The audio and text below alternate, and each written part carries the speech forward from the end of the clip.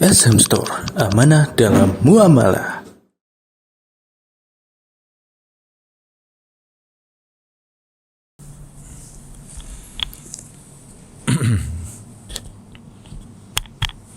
Bismillahirrahmanirrahim. Assalamualaikum warahmatullahi wabarakatuh. Innal hamdalillah nahmaduhu wa nasta'inuhu wa nastaghfiruh wa natubu ilayhi wa na'udzu billahi min shururi anfusina wa sayyiati a'malina. Man yahdihillahu fala mudilla lahu wa man yudlil fala hadiya lahu.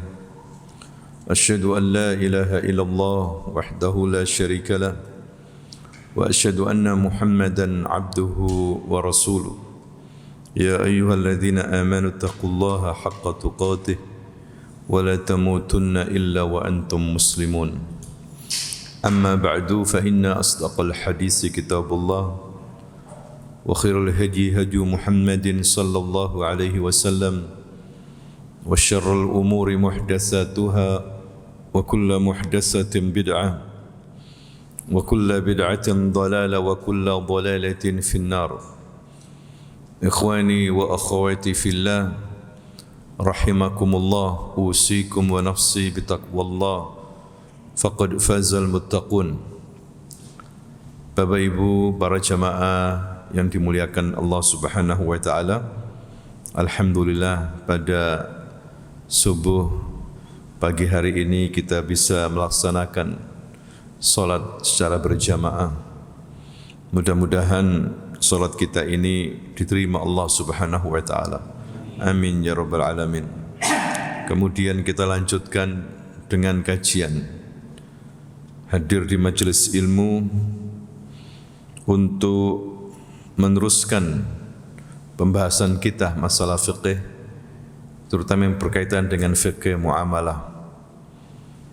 Pelajaran fikih ini sangat besar sekali manfaatnya karena berkaitan dengan ibadah kepada Allah Subhanahu wa taala dan juga berkaitan dengan muamalah di antara kita, di antara sama manusia yang sesuai dengan apa yang dimaukan oleh Allah Subhanahu wa taala, sesuai dengan petunjuk Rasulullah sallallahu alaihi wasallam. Kita akan lanjutkan yaitu tentang bab yang ke-13 tentang syuf'ah dan jiwar. Pada dasarnya Bapak Ibu, tentang muamalah jual beli dalam Islam itu dibolehkan. Apa saja selama tidak ada dalil yang mengharamkan. Itu kalau masalah duniawi. Jadi yang diharamkan itu sedikit sekali, sedangkan yang hal itu banyak sekali, tidak terhitung.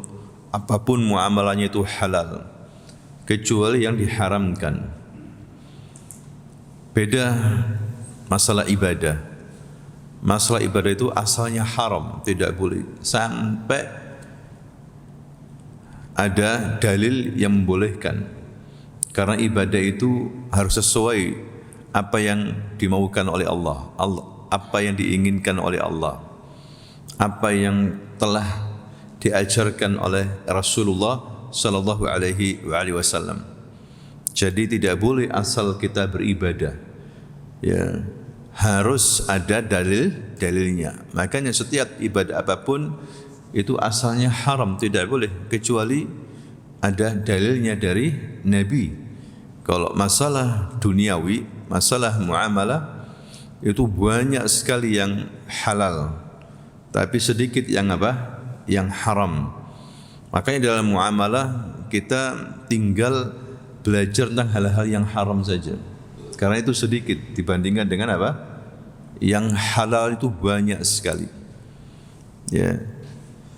Di sini Allah Subhanahu wa taala ingin memberikan kepada kita rukhsah, keringanan bagi hamba-hambanya. Tetapi hadirin sekalian, tetap kita ini harus banyak belajar. Ya, dalam masalah muamalah. Karena banyak sekali di antara umat Islam tidak mengerti masalah muamalah. Ya, masalah jual beli, sewa menyewa, masalah pinjam meminjam, ya, masalah ini syuf'ah dan jiwar. Ini perlu kajian secara khusus seperti sekarang ini, perlu fokus sejenak karena berkaitan dengan muamalah ini yang berkaitan dengan syarikat atau kongsi. Ya, asalkan semuanya itu dibangun secara adil. Ya, kemudian tidak ada namanya gharar, hal-hal yang tidak jelas. Tidak ada unsur riba, tidak ada tipu menipu atau perbuatan zalim. Ya, itu dibolehkan oleh Allah Subhanahu wa taala. Kembali kepada bab kita pagi hari ini tentang syuf'ah dan jiwar. Syuf'ah, apa itu asy-syuf'ah? Dikatakan di sini Bapak Ibu, asy-syuf'ah yaitu hak rekan mengambil alih bagian rekanannya. Dari pihak bagian itu berpindah ke tangannya dengan ganti pembayaran harta imbalan. Ya, hak rekan mengambil alih bagian rekanannya. Dari pihak bagian itu berpindah ke tangannya dengan ganti pembayaran harta atau imbalan. Dinamakan demikian karena pemilik syuf'ah memasukkan barang yang dijual ke dalam miliknya, sehingga ia menjadi genap syaf'an. Setelah sebelumnya bagian bersendiri dalam hal kepemilikan. Ada yang berkata juga syuf'ah adalah hak memiliki secara paksa yang dimiliki oleh rekanan lama terhadap rekanan baru yang timbul karena syarikah demi menepis mudarat. Misalnya Bapak Ibu tentang masalah ini, kongsi A dan B membeli sebuah bidang tanah. Ya. Kemudian dalam kongsi tentunya ada syarat-syarat, ya kan? Dibagi bersama, keuntungan bersama. Kemudian si A ini ingin membeli bagian miliknya atau haknya si B, seperti itu. Sehingga menjadi milik kepemilikan penuh si A. Si B mendapatkan imbalan. Mendapatkan imbalan berupa uang. Nah, itu dibolehkan dalam Islam. Ya, tapi ada syarat-syaratnya nanti. Ini namanya syuf'ah.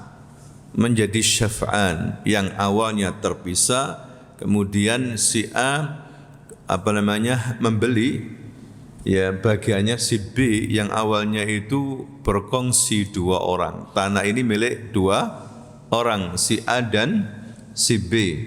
Bahasa pasarnya kita ini, ya sudah, hakmu saya beli aja sudah. Ya, saya beli. Ya, apalagi misalnya kamu akan pergi jauh, sudah jual ke aku, atau saya beli, saya kasih uangnya kamu sesuai dengan harga pasar. Walaupun waktu beli 10 tahun yang lalu itu murah, tapi dihargai dengan harga sekarang. Ya, sampai di situ Islam ini mengatur, hadirin sekalian. Ya, jangan sampai menzalimi. Ya, dalam arti pakai harga lama, padahal sudah 10 tahun berlalu. Ini tidak boleh seperti itu. Sesuai dengan harga kekinian atau harga pasar. Sehingga 2 orang yang berkongsi ini masing-masing bahagia, masing-masing enak begitu, endingnya enak. Itu sering kita dapati dalam kehidupan kita di masyarakat. Nah, inilah maksud daripada asy-syuf'ah itu. Ya.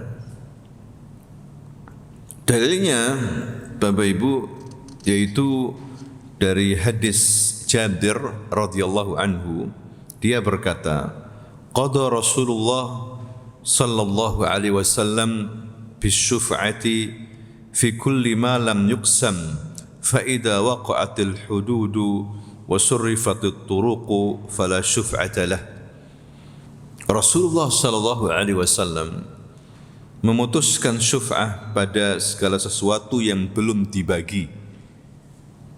Lalu bila batasan-batasan sudah tetap statusnya dan jalan-jalan yang sudah dijelaskan, maka tidak ada syuf'ah lagi.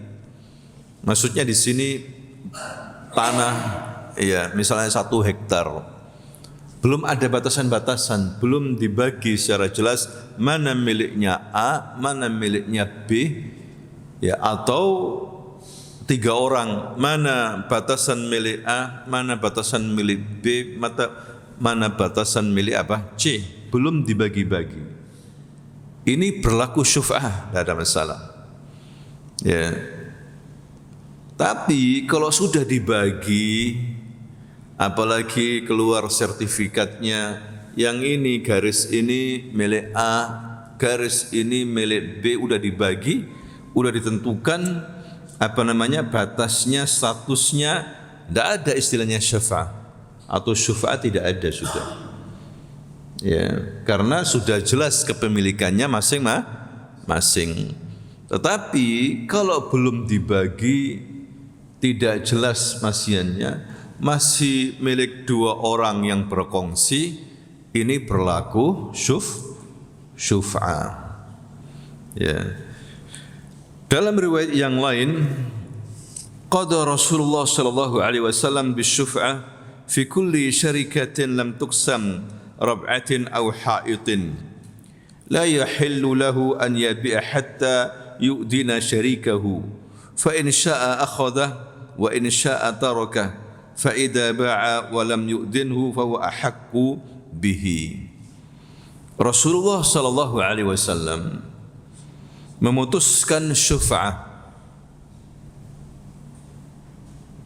pada setiap kepemilikan bersama syarikat yang belum dibagi. Ya, jadi Rasulullah memutuskan, karena Rasul sebagai qadhi waktu itu, ya, hakim di masyarakat kaum muslimin saat itu. Maka Rasul memutuskan perkara, ya, memutuskan asy-syuf'ah, tanah atau kebun, karena belum dibagi batasan-batasannya, statusnya tidak jelas, masih kepemilikan misalnya A dan B, itu diputuskan berlaku syuf'ah. Kalau A ingin membeli semuanya, maka A harus memberikan ganti rugi kepada B, atau sebaliknya seperti itu. Ya.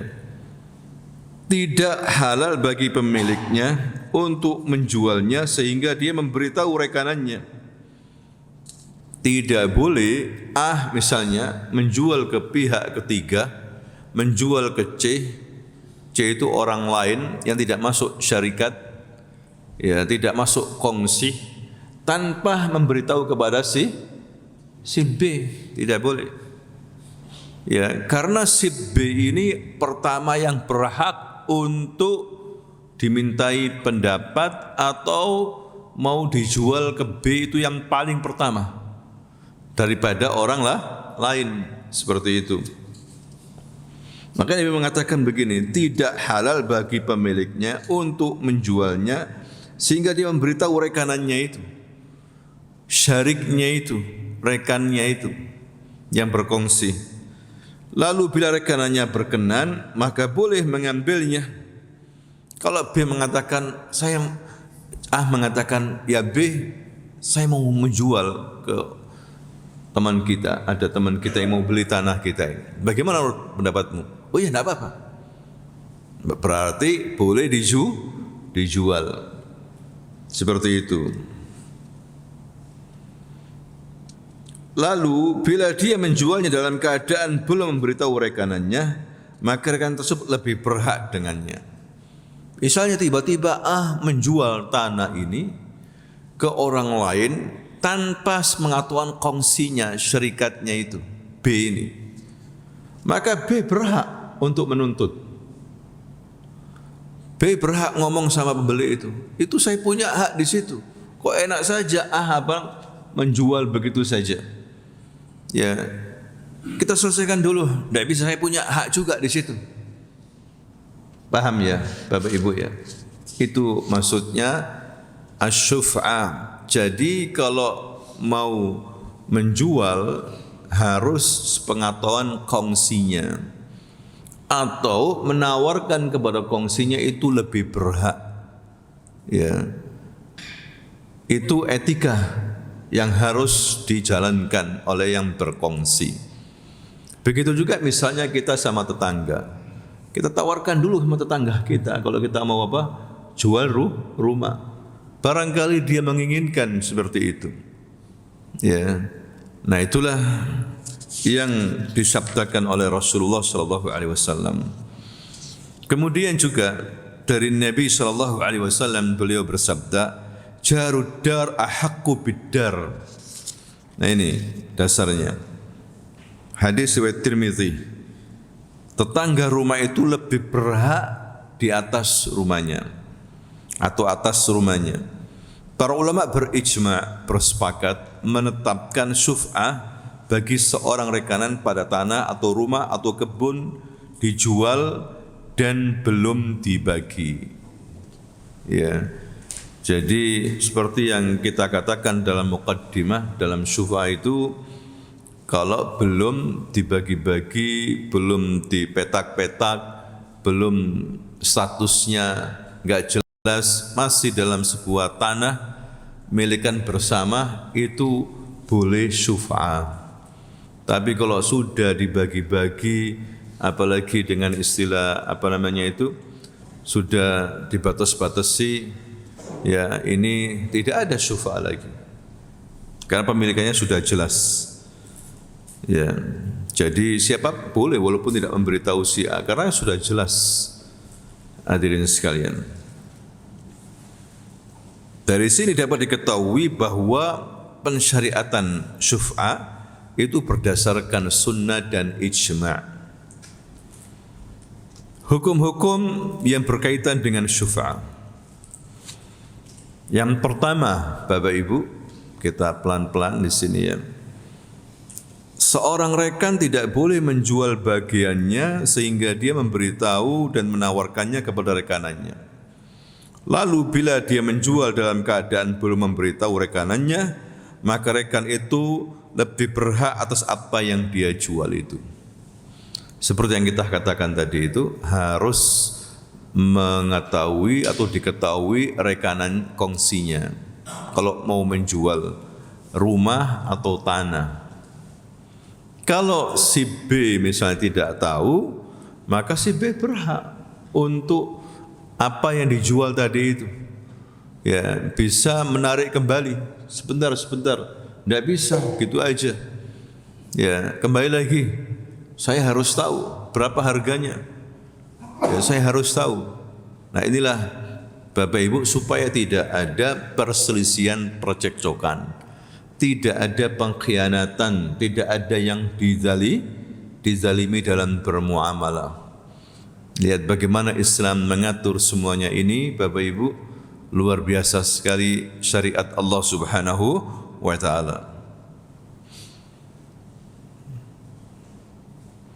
Karena bisa jadi A dan B berkongsi, salah satunya berkhianat, dijual, dibawa lari uangnya.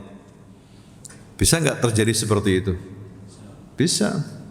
Sehingga B berhak menuntut, melaporkan ke pemerintah. Ya, ini curang ini si A. Wong saya ada saham di situ. Saya ada hak bagian di situ. Kok saya enggak diberitahu? Dijual begitu saja. Nah, dia bisa menuntut, maka dicari si A ini. Hadirin sekalian. Kemudian yang kedua, syuf'ah tidak ditetapkan pada selain tanah dan properti. Tidak ada syuf'ah pada benda-benda bergerak seperti hewan, perabotan dan lain-lainnya. Jadi tidak yang bergerak. Tanah bergerak enggak? Ya, kecuali dipikul. Tanah bagaimana dipikul? Maksudnya batasan-batasannya itu. ya, rumah besar. Jadi kalau hewan perabotan tidak berbicara syuf'a. Tidak ada istilah syuf'a. Istilah yang lainnya. Kalau syuf'a itu dibatasi barang yang tidak bergerak. Hadirin sekalian. Kalau mobil perabotan barang-barang elektronik tidak bicara syuf'a. Kemudian yang ketiga, syuf'a adalah hak syar'i. Tidak boleh melakukan tipu muslihat untuk menggugurkannya, karena hak ini ditetapkan dalam rangka menepis mudarat dan rekanan. Jadi itu hak syar'i, ya tidak boleh ada tipu muslihat di situ, menggugurkan, ya asal menjual begitu saja tanpa pengetahuan rekanan bisnisnya, ya supaya tidak ada yang dirugikan. Kalau ada rugian berarti mudarat. Ya, Islam tidak boleh berbuat zalim seperti itu. Az-zulmu dzulumatun yaumil qiyamah. Kezaliman itu merupakan kegelapan nanti pada hari kiamat. Lebih baik muamalah kepada manusia kita selesaikan dengan baik, dengan adil, sebelum la yanfa'u malun wala dinarun wala dinar, sebelum tidak manfaat nanti harta benda. Ya, yang ada itu justru nanti kebaikan kita yang diambil oleh Allah dan diberikan kepada orang yang kita zalimi itu. Ini lebih parah, hadirin sekalian. Lebih baik ya kita selesaikan di dunia ini. Minta maaf atau kita kembalikan yang kita ambil secara zalim, yang dicuri kembalikan. Ya, sebelum nanti tidak manfaat dinar wala dirham. Urusan manusia lebih berat nanti.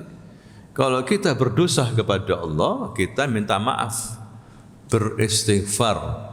Insya Allah menerima maaf kita. Tapi kalau urusannya manusia diselesaikan di dunia ini.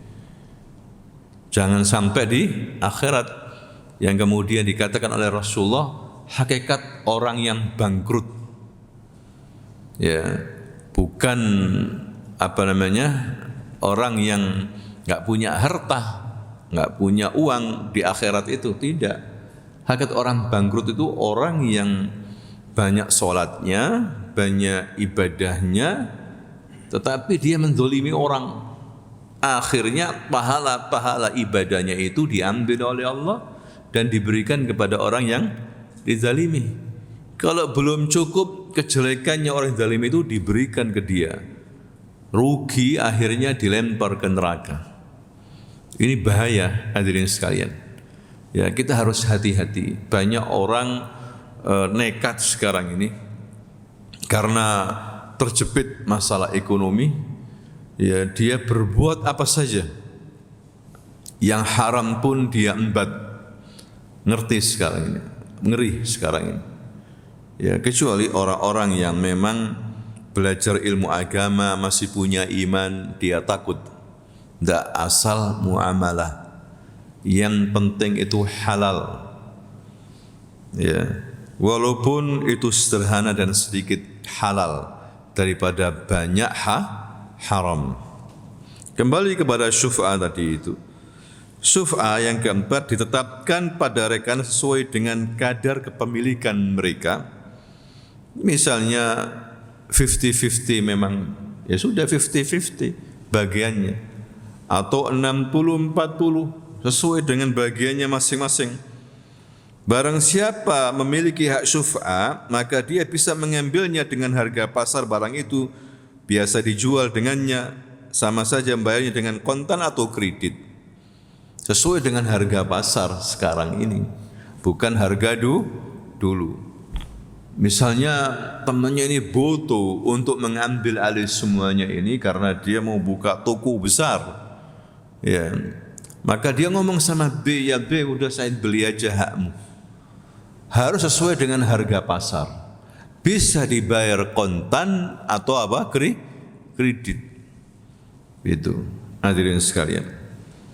Ya, mungkin dia butuh harus atau untuk keluarganya, mau bangun untuk keluarganya. Ya, sedangkan dia nggak butuh misalnya. Ya sudah. Ya, yang lebih butuh itu harus disegerakan. Ya sudah, saya jual, kata si B.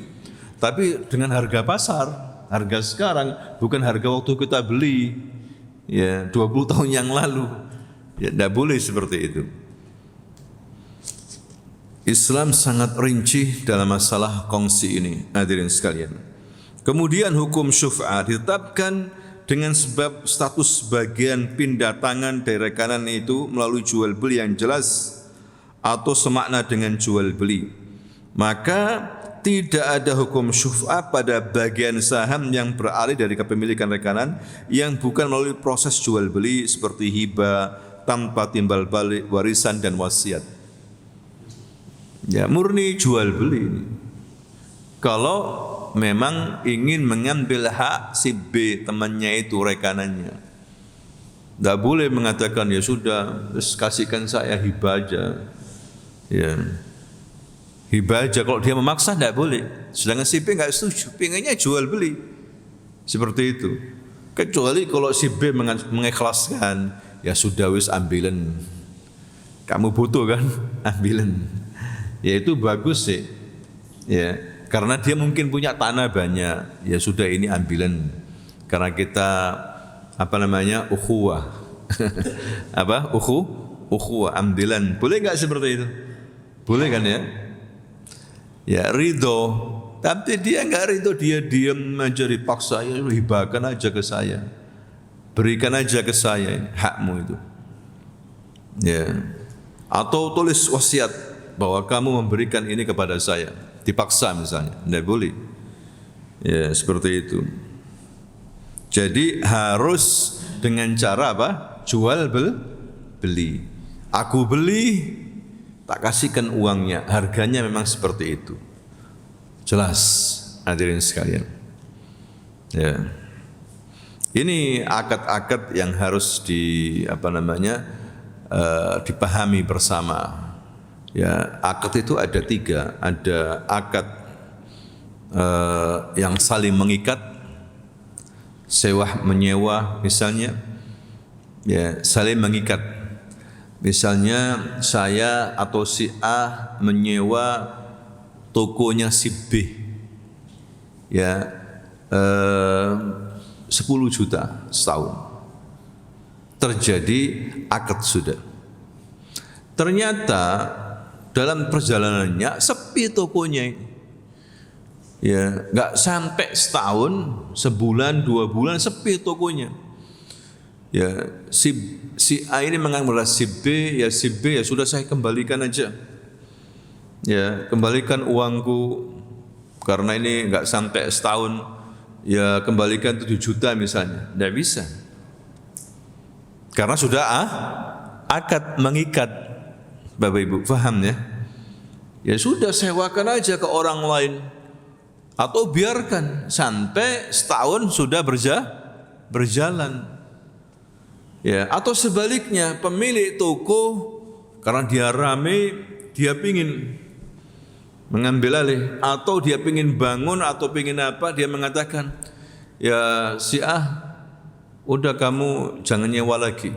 Oh, tidak bisa sesuai dengan perjanjian setahun. Ya sudah, kalau begitu saya lebihkan. Lebihkan berapa? 15 juta. Saya kasih kamu 15 juta. Oh enggak, saya ingin 5 kali lipat atau 10 kali lipat. Boleh enggak seperti itu? Boleh. Boleh, hadirin sekalian. Ya, agar dihargai ini akad ini. Ya, tidak boleh seorang kalau sudah akad kemudian membatalkan. Ya, jual beli, kecuali misalnya ada aib, jual beli mobil, itu lain persoalan. Namanya itu nanti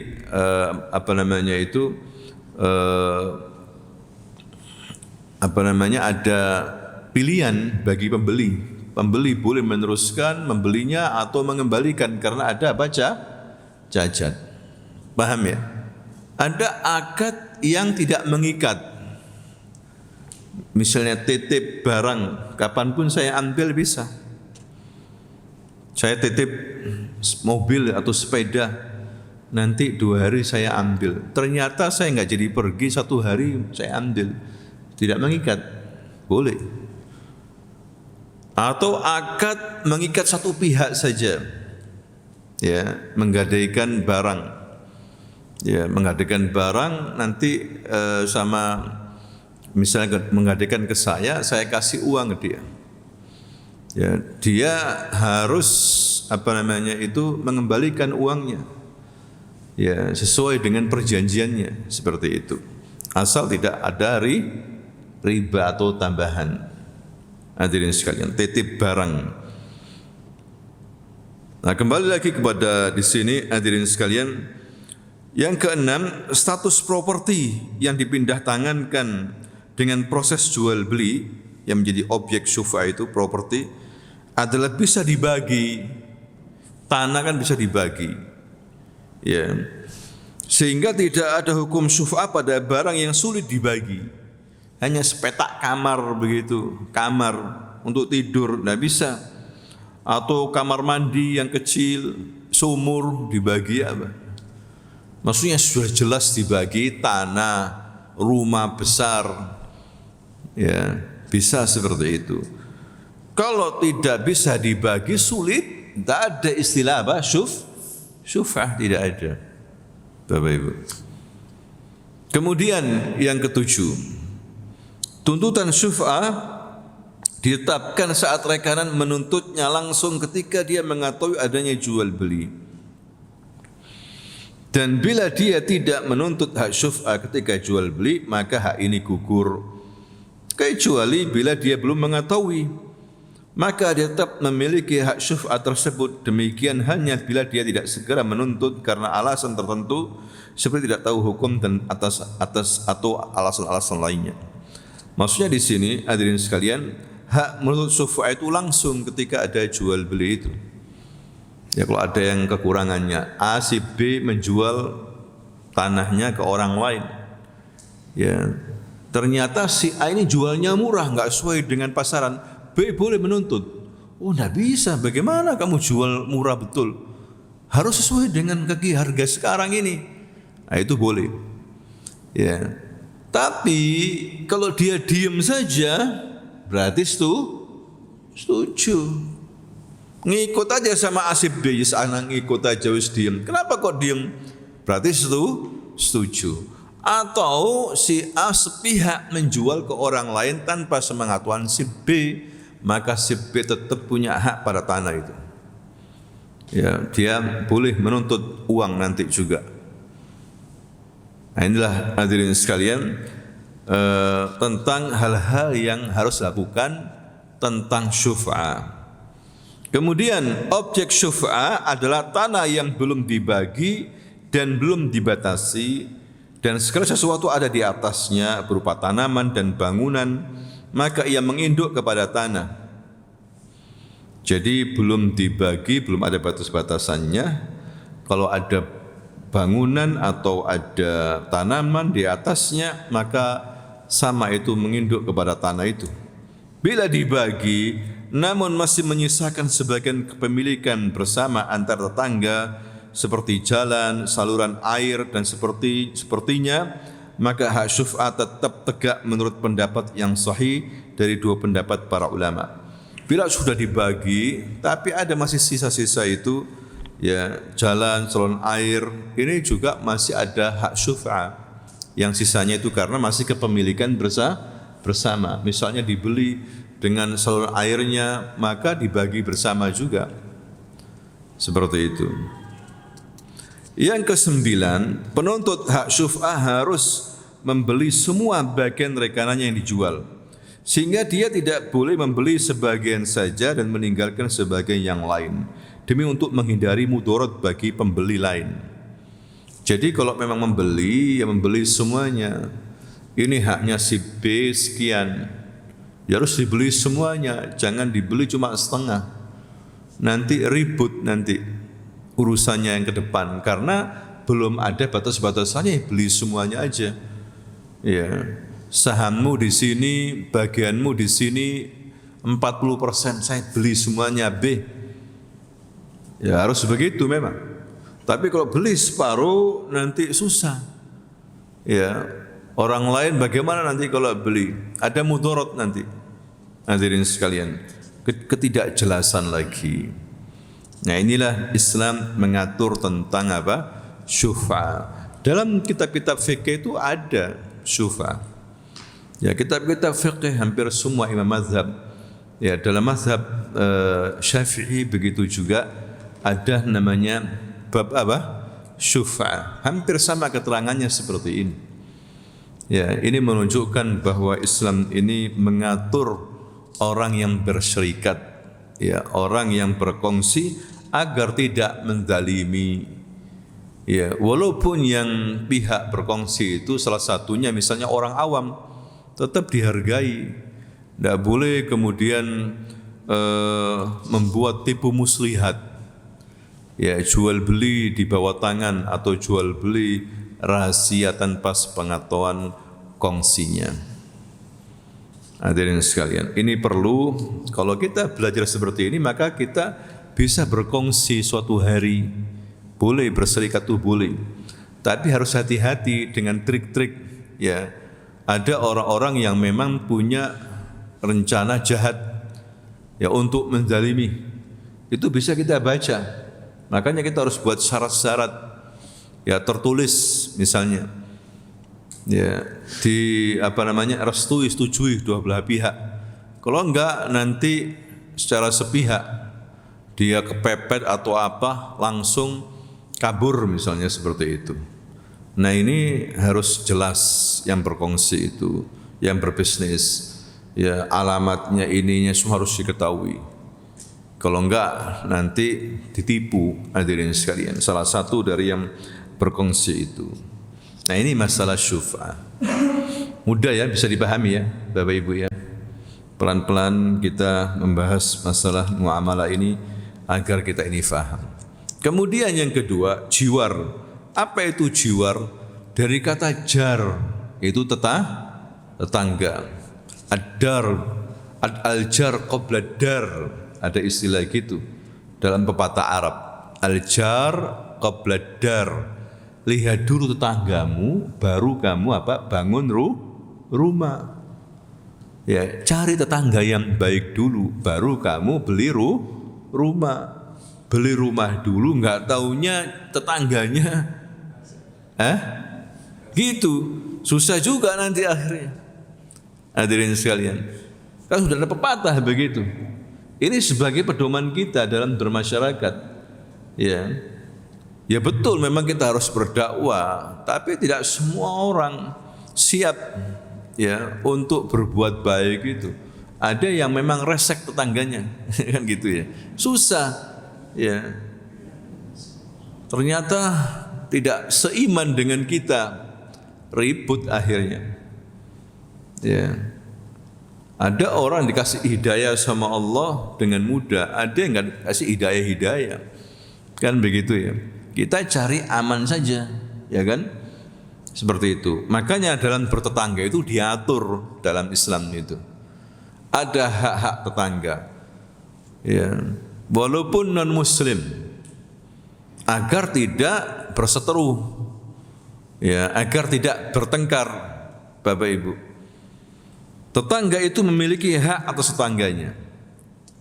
Sungguh Nabi SAW telah berwasiat agar seorang berbuat baik kepada tetangganya, sampai hampir beliau memberikan hak waris kepada tetangga, sampai seperti itu. Walaupun akhirnya tidak boleh, tetangga tidak bisa dapat hak apa? Waris. Seakan-akan hampir boleh dikasih warisan. Begitu pentingnya hak tetangga untuk kita hargai. Begitu juga Jibril terus menerus datang kepada Nabi agar berbuat baik sama tetangga, sampai seakan-akan diwariskan itu harta untuk tetangga, itu diberikan warisan.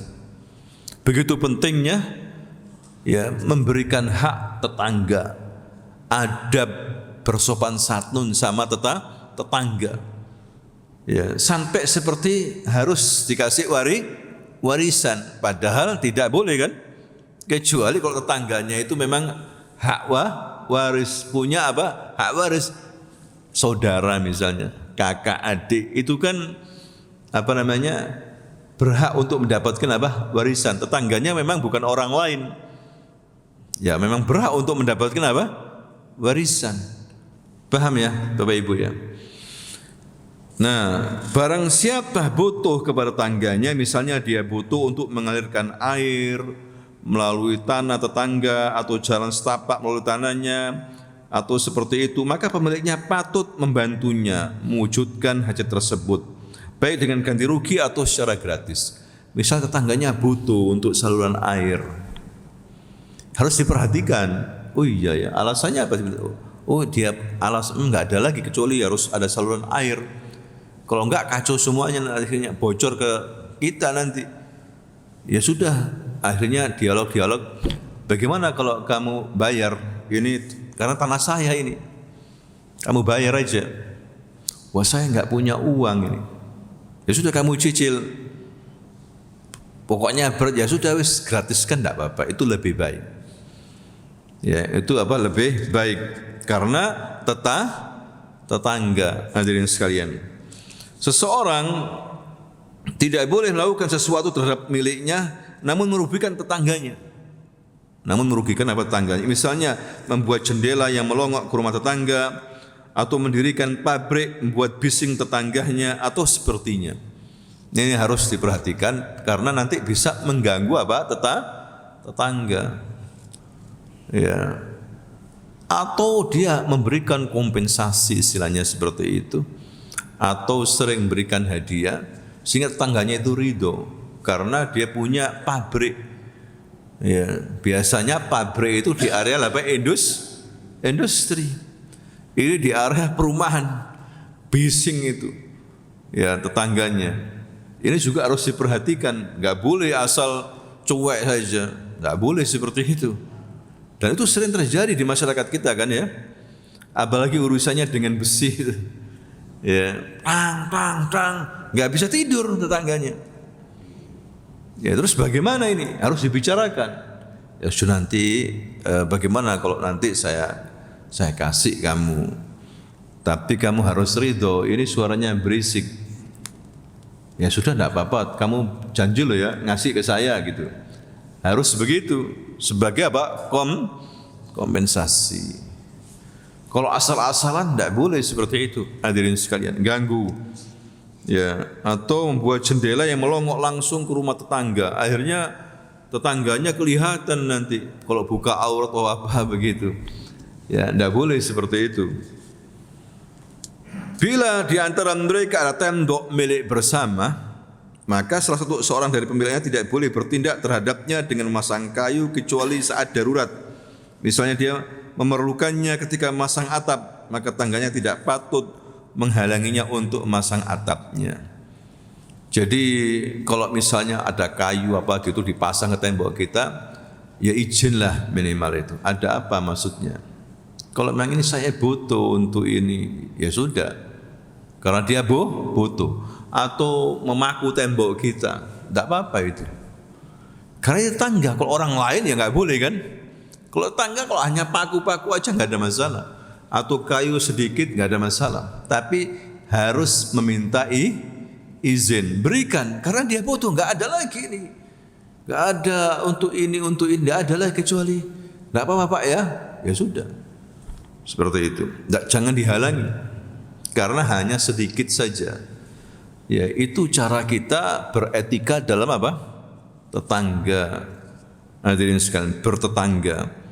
Rasulullah sallallahu alaihi wasallam bersabda, "La yamna jarun jarahu an ya'ziza khashbahu atau khashabahu fi jidarihi." Janganlah seorang tetangga menghalangi tangganya untuk menancapkan kayu di dindingnya. Jangan terlalu bakhil sama tetangga. Kasihan. Karena apa? Dia butuh kayu untuk mungkin jemuran atau apa, tidak apa-apa tetangga. Harus begitu.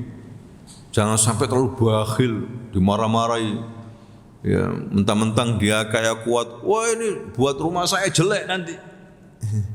Kalau pengen bagus ya jauh dari apa tetangga. Ya sekitarnya ada sawah, Anda di tengah-tengahnya enggak apa-apa. Cuma kalau di kota ya sudah, dempet-dempet ya sudah. Ya kurang lebih agar tidak apa masalah. Hadirin sekalian. Dan Nabi banyak bercerita masalah tetangga itu. Ya. Misalnya sabda Nabi, "Man kana yu'minu billahi wal yawmil akhir falyukrim jarahu." Barang siapa yang beriman kepada Allah dan hari akhir, hendaklah dia apa? Menghormati tetangganya. Kalau kamu masak marok, apalagi baunya sampai tetangga, kasih. Sampai disuruh ngasih. Walaupun semangkok, suruh ngasih. Hadirin sekalian, apalagi tangganya enggak mampu. Tetangga dulu, perhatikan, tetangga yang paling dekat dengan rumahmu, dengan tembokmu. Ada yang mengatakan 40, tetangga itu 40. Ya, 40 kanan, 40 kiri, 40 depan, 40 apa? Belakang. Tapi yang paling dekat, kecuali kalau dia orang berada, undang semuanya itu. Ya, tetap dinamakan tanggal itu 40 itu. Ya. Kalau di apartemen 40 ke atas, 40 apa? Ke bawah. Mungkin seperti itu ya. Artinya kita kenal, oh ini 40 kiri siapa, 40 kanan ini siapa, agamanya apa, itu lebih bagus lagi nanti. Ya, oh ngerti, oh ini non muslim, ini muslim, oh ini begini, oh ini begini, harus ngerti. Hidup bertangga itu, jangan tidak peduli seperti orang sekarang, tetangganya nggak tahu siapa itu tetanggaku. Ya, tidak boleh seperti, harus tahu. Hadirin sekalian. Masa kita kalah sama orang-orang bule? Dulu waktu saya di Australia, jadi mereka itu luar biasa dalam bertetangga itu. Ya, mereka mengerti non-muslim. Kita ini pergi, dijaga rumah kita ini. Ya, surat-surat itu dipegang sama dia. Hatta koran, majalah atau buku kiriman teman dijaga. Sampai kita kembali dikasihkan. Ini belum saya buka, ini surat-surat semuanya lengkap. Bayangkan. Kadang halaman kita dibersihkan. Itu rumput dibersihkan sama mesin. Luar biasa. Sehingga aman, hadirin sekalian. Begitu juga kalau dia pergi kita jaga. Seharusnya begitu tetangga itu. Jangan sampai kita pergi takut, waduh, nanti motor hilang. Ya, jangan khawatir Pak, motor Anda akan saya jaga. Malam saya jaga kalau ada orang asing. Seharusnya begitu, tenang hadirin sekalian. Ada enggak di masyarakat kita seperti itu? Ada sebagian Pak. Tapi ya lebih baik kita titipkan aja di penitipan. Gitu. Ya. Ini masalah tetangganya tidak aman. Tetangganya tidak aman. Ini tidak baik, ini tidak baik. Masa kalah kita sama non muslim? Luar biasa mereka itu. Akhlak. Tapi enggak semuanya juga. Ada yang maling juga, ada. Tapi kebanyakan begitu umat Islam yang hidup di negeri minoritas Islam di sana. Di luar negeri itu begitu. Teman-teman banyak ngomong seperti itu. Saya tanya juga teman-teman yang punya rumah di sana itu. Ya atau ngontrak, itu luar biasa. Ya kalau ada momen dikasih hadiah kita, ya boleh enggak kita makan hadiahnya mereka? Boleh. Selama itu halal. Makan enggak apa-apa. Ya, enggak ada urusannya selama itu halal. Itu cara kita bertetangga. Ya, dijaga kalau malam ada orang mencurigakan bukan keluarganya, tanya, "Pak, siapa Bapak?" Harus begitu. Apalagi tetangga Anda bepergian kosong. Harus dijaga itu, kewajiban. Sebagaimana kita menjaga rumah kita sendiri. Kita enggak peduli tetangga saya bukan keluarga saya, enggak boleh seperti itu. Ya, ini Islam mengajarkan. Hadirin sekalian, sampai seperti itu. Kemudian yang terakhir di sini, hukum-hukum jalan. Tidak boleh mempersempit jalan kaum muslimin secara umum. Tidak boleh. Ya, ini tetap jalannya lebar, jangan dipersempit. Apalagi jalan umum, tidak boleh. Tidak boleh membangun pada tanah milik sendiri, namun membuat jalan kaum muslimin sempit. Sempit di sini terlalu sempit. Tidak boleh, walaupun tanahnya dia. Ya, lebih baik kita mementingkan jalan untuk kaum muslimin sehingga kita dapat pahala. Apalagi dilewati banyak orang, kita dapat pahala. Jangan sampai mempersempit. Misalnya cukup untuk satu orang ya, itu tanah kita ini. Kemudian kita tutup sehingga kita miring maksudnya. Ya, jangan begitu. Ya, mempersempit ini. Tidak boleh membuat parkiran untuk hewan, kendaraan atau mobilnya di trotoar. Tidak boleh, jangan asal-asalan hadirin sekalian. Ini jalan umum tiba-tiba dia bangun. Ya, ngambil tanahnya orang trotoar. Tidak boleh. Ya, untuk parkir hati-hati loh ini jalannya umum. Kadang-kadang kita ini asal-asalan. Ya. Berarti siap-siap kita untuk disingkirkan kendaraan kita itu. Ini trotoar ini, milik orang lain, milik orang banyak, tidak boleh seperti itu.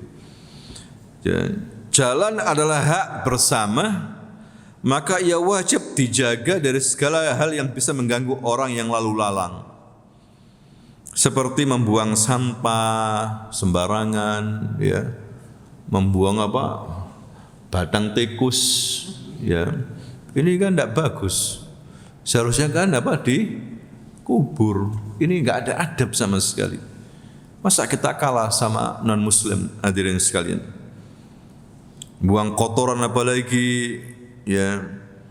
Karena sesungguhnya menyingkirkan sesuatu mengganggu dari jalan termasuk cabang-cabang iman. Yang seharusnya disingkirkan itu gangguan. Ini termasuk apa? Iman. Imatatul adza 'anil tariq. Jadi Rasulullah mengatakan afdhal iman la ilaha illallah, dan yang paling rendah wa adnaha menyingkirkan gangguan dari jalan. Lah kok diganggu jalannya orang, buang sampah malam hari nggak ada orang. Ya, ini adat-adat kebiasaan-kebiasaan yang buruk, tidak Islami sama sekali hadirin sekalian.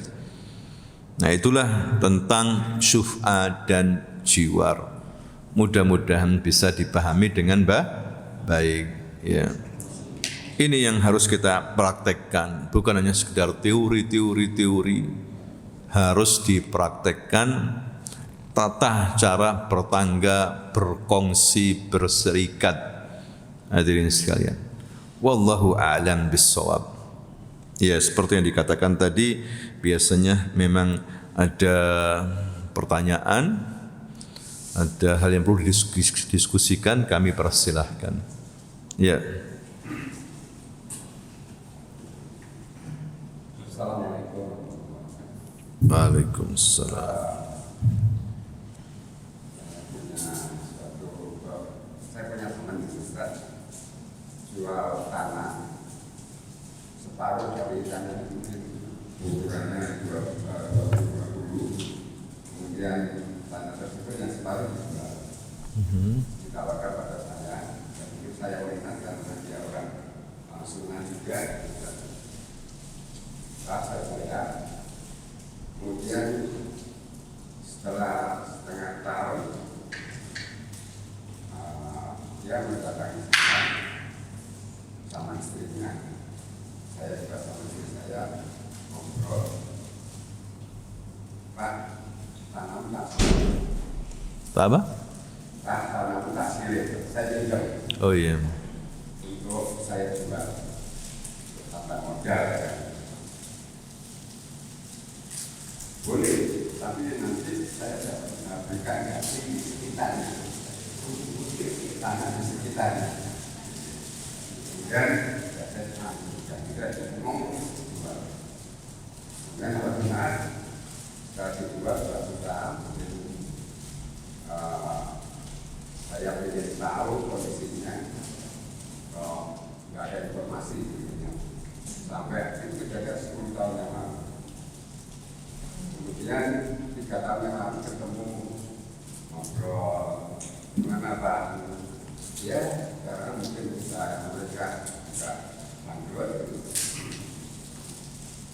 berikutnya saya tanyakan nanti Pak kalau ada semakin banyak kan sampai pada akhirnya sampai sekarang belum ketemu. Bapak nggak diganti? Nggak ada ganti.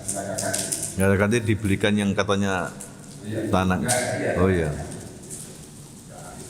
Nama istri saya juga bukan malu sekali, nggak mau menunggu itu aja Pak. Ya itu kedaliman itu. Ya, jadi dia harus berusaha. Kalau enggak nanti bahaya, mengambil tanah dijual kan, enggak diganti. Itu namanya penipuan, dan dia mengakui memang akan mengganti, enggak mengganti. Jadi istilahnya utang. Ya tergantung Bapak. Kalau Bapak tetap menuntut, ya dia harus apa? Membelikan tanah sebagaimana janji pada awal akad itu. Ya kalau Bapak meridhokan, ya pahala buat Bapak. Itu saja sebetulnya. Ya, jadi apa namanya, di pihak yang salah tidak boleh memudahkan. Nanti khawatir tadi itu, ya la yanfa'u malun wala walad, la yanfa' dinar wala dirham, tidak manfaat lagi nanti apa, harta apapun tidak manfaat, kecuali dia harus apa namanya, bertanggung jawab nanti di hadapan Allah, berat nanti. Ya dia harus berusaha, nanti sama Allah dibantu. Kalau dia tidak berusaha, tidak dibantu sama Allah. Ada niat untuk usaha untuk mengembalikan, nanti insya Allah dibantu. Tapi kalau sudah ada niat buruk, nanti dia juga nanti kasihan sama saya. Tidak boleh seperti itu. Ya, bahaya. Justru nanti dia akan kepikiran. Ya, tidak boleh. Itu bisa diartikan ghasab. Nanti bisa kita bahas di bab ini. Ghasab, ya ganti rugi, perusakan atau mengambil harta orang. Itu bahaya Pak, dolim itu Pak. Tadi itu dolim, kegelapan pada hari kiamat.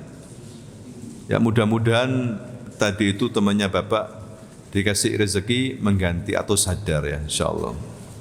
Ini ada pertanyaan berikutnya. Ustadz, apabila menyewakan rumah, toko dan belum masa kontraknya selesai, yang menyewa sudah tidak menggunakan karena dagangan tidak laku, apakah apabila ada orang yang ingin menggunakan lagi diperbolehkan dan harus mengembalikan sisa bulan sewa atau bagaimana Ustadz? Nah tadi itu seperti yang kita katakan, kalau masa sewa belum selesai, tidak boleh mengontrakkan yang punya kontrakan itu ke orang lain, tidak boleh. Ya, atau membuat deal, ya kan? Ya apa enaknya? Katanya kamu kan tokonya enggak laku, mau pindah, tapi masa kontraknya belum selesai, kau masih berhak dengan toko ini. Kalau memang kamu ingin pergi, ya sudah saya kembalikan. Ya, mau enggak kamu? Kamu kan nyewa 10 juta.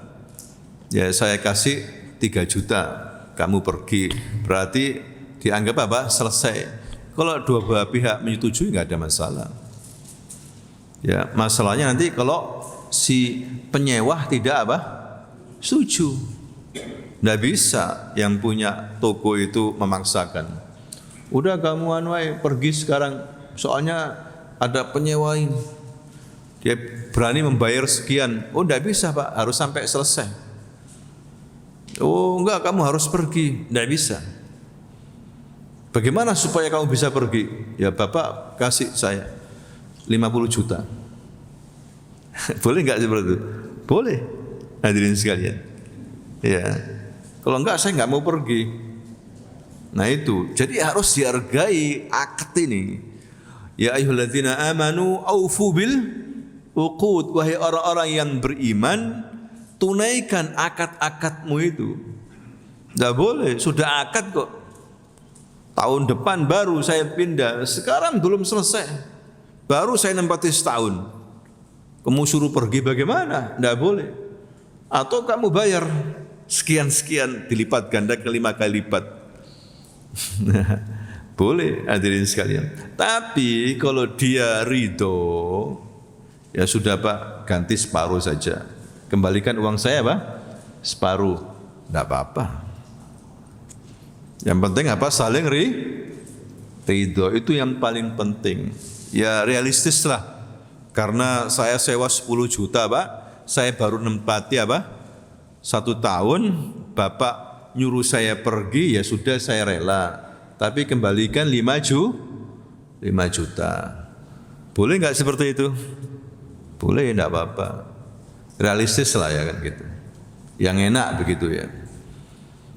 Jadi intinya Bapak Ibu, Allah itu merahmati pembeli, penjual, masing-masing yang membuat akad itu, kalau mereka itu memudahkan, meringankan, tidak mempersulit, itu dirahmati sama Allah Subhanahu wa taala. Yang realistis, tidak ada kezaliman itu tidak apa-apa, dirahmati oleh Allah.